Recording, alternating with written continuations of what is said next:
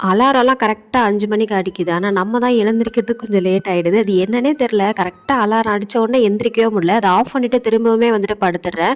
டெய்லியுமே அப்படிதான் போயிட்டே இருக்குது. அதனாலயே பார்த்தீங்கன்னா லேட் ஆயிடுது. நாளைக்கு என்ன சமைக்கலான்ட்டு நேத்து நைட்டே முடிவு பண்ணி வச்சுட்டேன். அதனால வந்துட்டு கொஞ்சம் ஈஸியா வந்த உடனே டக்கு டக்குன்னு வேலையெல்லாம் வந்துட்டு ஆயிடுச்சு.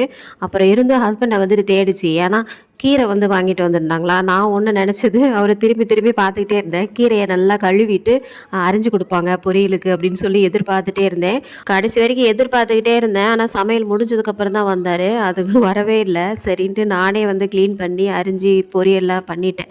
இன்னைக்கு வந்து நல்லா இந்த கருவாட்டு குழம்புல நல்லா காயெல்லாம் போட்டு கருவாட்டு குழம்பும், அப்புறம் தண்டு கீரை பொரியல் சிம்பிளா வந்துட்டு முடிஞ்சிருச்சு. நான் என்ன நெனச்சேன்னா, அந்த சொரக்காய் இருந்தது அத வந்து கூட்டு பண்ணிடலாம்னு நெனச்சேன். அப்புறம் இவரு சாயந்தரம் வரும்போதே வந்து கீரை வாங்கிட்டு வந்திருந்தாரு. சரி அப்படியே வந்துட்டு பிளான வந்துட்டு மாத்தியாச்சு. எங்க வீட்ல இந்த சோறு வடிச்ச கஞ்சி தண்ணி இருக்குல்ல, அத வந்து வேஸ்ட் பண்ணாம நாங்க எப்பவுமே குடிச்சிருவோம்.